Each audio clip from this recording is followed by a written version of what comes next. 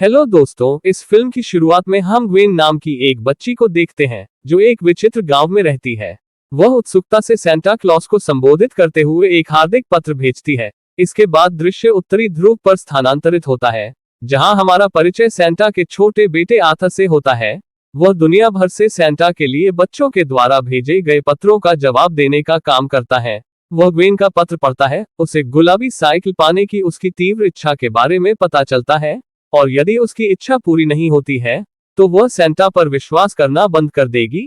Arthur Santa पर अपना विश्वास बनाए रखने की उसकी इच्छा को पूरा करने के महत्व को समझता है। वह उसे हार्दिक उत्तर देकर विश्वास बनाए रखने का आग्रह करते हुए आश्वासन देता है। अब हम क्रिसमस की पूर्व संध्या के दौरान उत्तरी ध्रुव पर सेंटा क्लॉज के रूप में हलचल भरी गतिविधि देखते हैं, जिसे मैल्कम के नाम से जाना जाता है, जो अपनी वार्षिक उपहार देने की यात्रा की तैयारी कर रहे थे।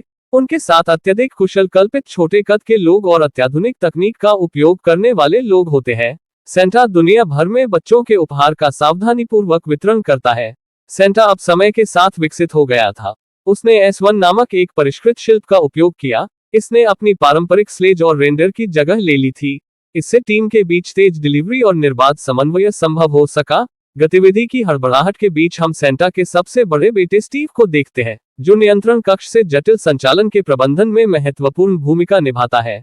तभी आर्थर ग्वेन के पत्र के साथ यहाँ आता है। हालांकि जल्दबाजी में वह अनजाने में नियंत्रण कक्ष के व्यवस्थित संचालन को बाधित कर देता है, जिससे स्टीव बहुत चिढ़ जाता है। फिर वह तेजी से आर्थर को कमरे से बाहर लेकर जाता है। इस अराजकता के बीच स्टीव और सभी कल्पित बोनों को ये स्पष्ट हो जाता है कि एक बच्चा रात में जाग चुका है और सेंटा उस समय उनके घर में मौजूद है। स्थिति को तेजी से हल करने के प्रयास में स्टीव ने सेंटा और कल्पित बोनो को वहां से तेजी से निकालने का काम शुरू किया।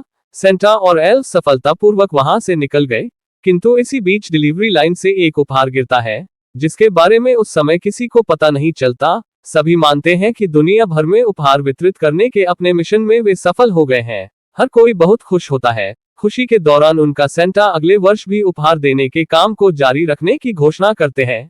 ये सुनकर स्टीव पर दुख की छाया पड़ गई, क्योंकि उसने सेंटा के रूप में अपने पिता के स्थान पर कदम रखने का उत्सुकता से इंतजार किया था। डिनर के समय आर्थर के दादा, जो स्वयं पूर्व सेंटा थे, वह उपहार वितरण के लिए उच्च तकनीकी उपकरणों के उपयोग करने के आधुनिक दृष्टिकोण की उपेक्षा करते हैं। वह स्लेज और रेंडर के पारंपरिक तरीकों को दृढ़ता से कायम रखते हैं, क्योंकि यह उनके लिए अत्यधिक गर्व का स्रोत था।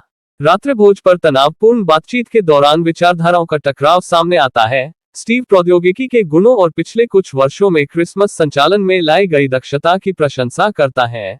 हालांकि उनकी बातचीत तब बाधित हो जाती है जब स्टीव को एक परेशान करने वाला संदेश मिलता है, जो उसे नियंत्रण कक्ष में आशंका की स्थिति में जल्दी से मेज छोड़ने पर मजबूर करता है। ब्राउनी ने उन्हें सूचित किया कि वह उस समय गलती से एक बच्चे को उपहार देना भूल गया था। आर्थर वहां पहुंचकर पता लगाता है। वह उस बच्चे के लिए बहुत परेशान महसूस करता है, जिसे उसकी चिंता के बावजूद उसका उपहार नहीं मिला।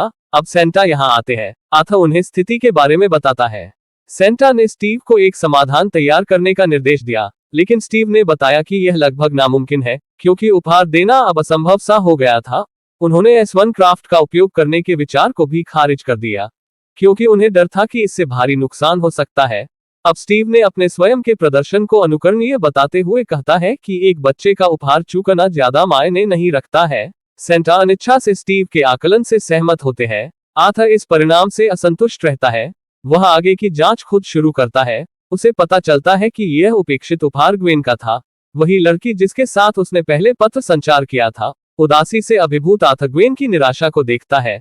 तभी उसके दादाजी कमरे में प्रवेश करते हैं। संभवतः आर्थर के दादा उसकी अनिश्चितता को महसूस करते हुए समर्थन और मार्गदर्शन प्रदान करने के लिए उसे आश्वस्त करते हैं। वह सुझाव देते हैं कि उनके पास उसकी मदद करने के लिए एक समाधान है। वह आर्थर को एक शेड में लेकर जाते हैं और महत्व से भरे भाव के साथ उनके पास संग्रहित पुराने स्लेज को सामने लेकर आते हैं। वे आर्थर को जादुई धूल से युक्त सामान भेंट करते हैं, जिससे आर्थर की जिज्ञासा और प्रत्याशा प्रज्वलित होती है। अब जैसे ही वे शेड में कदम रखते हैं, पास में बंधे एक राजसी रेंडर को देखकर आर्थर दंग रह जाता है। आर्थर के दादा ने उसे आश्वस्त करते हुए आत्मविश्वास जगाया। इन शब्दों को सुनकर आर्थर चुनौती को उत्सुकता से स्वीकार करता है। अब वे स्लेज और रेंडर तैयार करके स्टीव और उसके पिता से छुपकर ग्वेन को उपहार देने के लिए अपनी यात्रा शुरू करते हैं। आर्थर स्लेज के ऊपर अपरिचित इलाके में नेविगेट करता है, तो वह घबराहट से जूझता है, किंतु हर गुजरते पल के साथ उसकी चिंता दूर हो जाती है। वह सहज और नियंत्रण की बढ़ती भावना को उजागर करता है।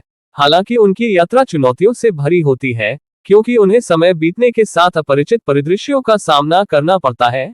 इसी दौरान उनका सामना ब्राउनी से होता है। उसके पास उपहारों की रैपिंग में उल्लेखनीय गति होती है। यात्रा में एक अप्रत्याशित मोड़ आता है जब उनका एक रेंडर लड़खड़ा जाता है। वे हलचल भरे शहर में रह जाते हैं। खोए हुए रेंडर को बदलने की कोशिश में वे पास के साइन बोर्ड से नकली प्रतिस्थापन खरीदते हैं, लेकिन ये गतिविधि यहाँ के मालिक का ध्यान आकर्षित करती है।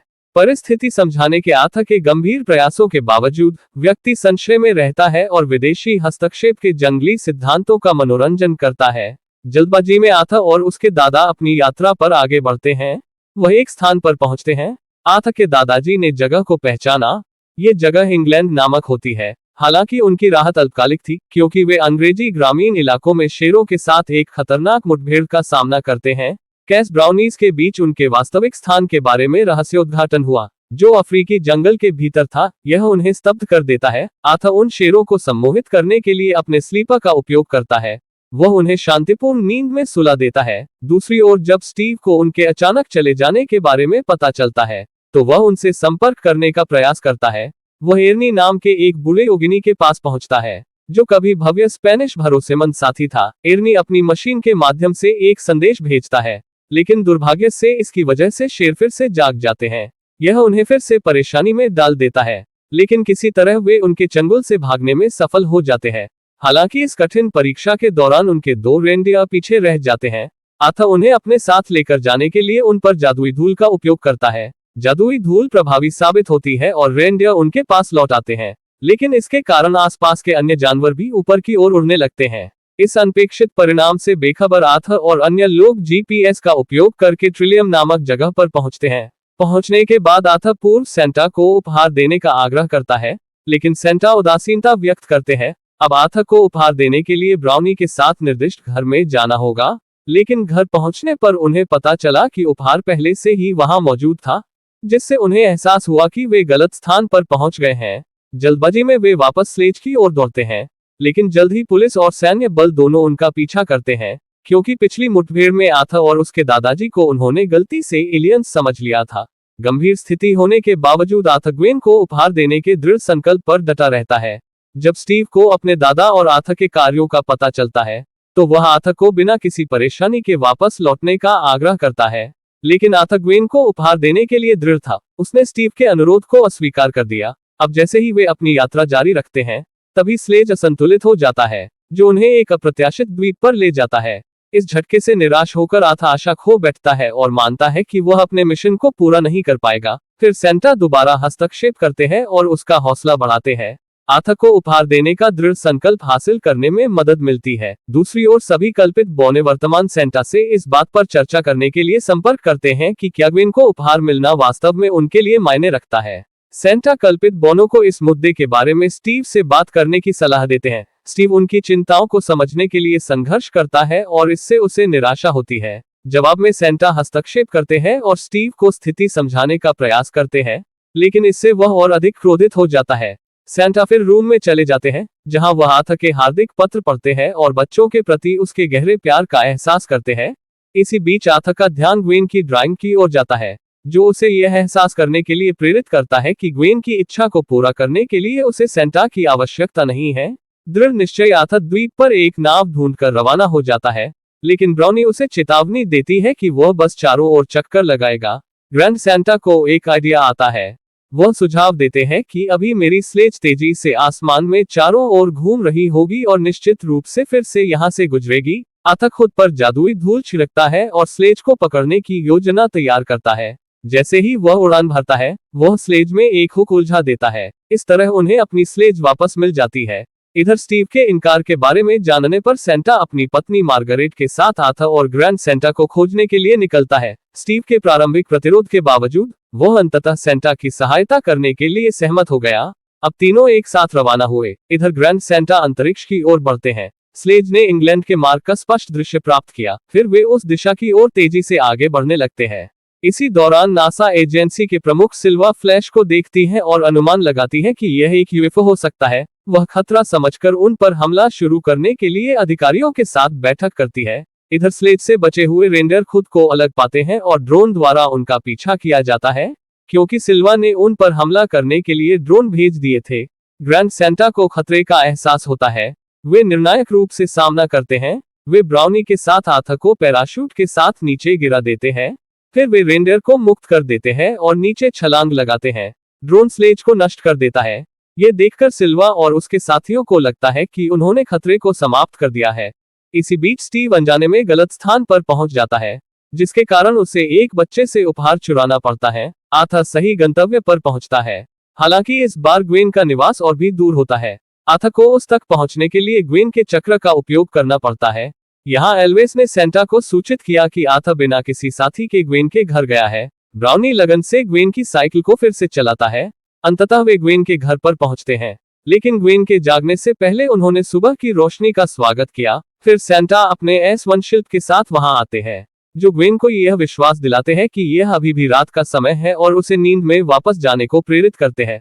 अब आर्थर सावधानी से उसके घर में आता है। सेंटा और स्टीव भी यहाँ पहुंच गए होते हैं। अपने पिता की उपस्थिति को देखकर आर्थर खुशी से झूम उठता है। ग्रैंड सेंटा भी यहाँ आ जाते हैं और स्टीव के साथ इस बात पर बहस छेड़ते हैं कि ग्वेन का उपहार कौन प्रस्तुत करेगा। अब सेंटा हस्तक्षेप करते हैं और आर्थर को ये कार्य सौंपते हैं। ग्वेन के नींद से बाहर आने से पहले आर्थर उपहार रख देता है। वे वहां रुककर ग्वेन के जागने का इंतजार करते हैं। उसका उपहार मिलने पर सेंटा और स्टीव आर्थर की उपलब्धि पर गर्व करते हैं। वे संकल्प लेते हैं कि आर्थर को अगले सेंटा के रूप में होना चाहिए। अपने मिशन के पूरा होने के साथ ही वे खुशी से उस जगह से प्रस्थान करते हैं। इस प्रकार यह फिल्म यहीं समाप्त होती है। धन्यवाद।